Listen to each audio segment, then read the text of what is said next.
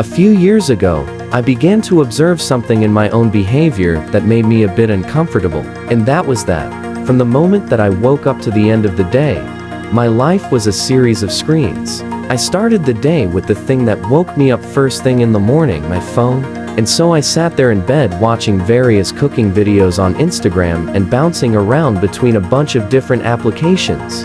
But then it was time to get out of bed and cook breakfast.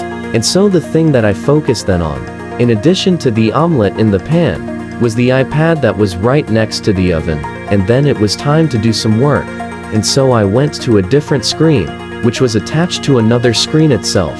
All the while, this little devil on my wrist was tapping and beeping and blooping and distracting me as I was trying to get important stuff done. But there was one particular offender out of all of these different devices that I wasted more time on than anything else.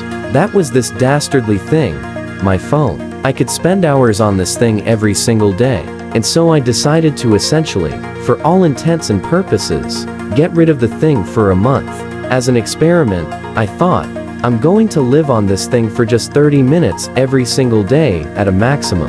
And so this is the amount of time I have for maps. This is the amount of time to call my mother. This is the amount of time that I have for everything that I could possibly want to do.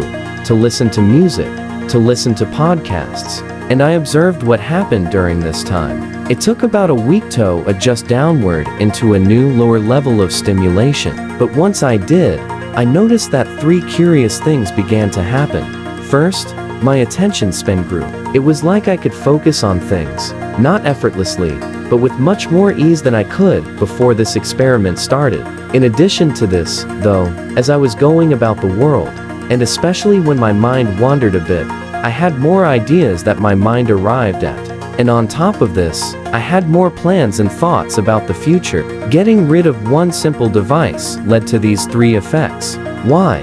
Noticing this a few years back led me on this long journey to get to the bottom of what it takes to focus in a world of distraction. I pored over hundreds of research papers from front to back of my office. I don't know if you've ever watched one of those crime shows, where somebody is solving a murder, and so they have this big Bristol board and their string attached to papers, attached to memos, attached to newspapers. This is like what the state of my office was. I flew out to meet experts around the world who study focus.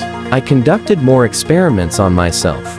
Until the point, I had 25,000 words of research notes about why this is the case. How does technology influence our attention and our ability to focus? I want to start with the attention spans that we have. This is how we pay attention to the world around us, and how much control we have over our focus.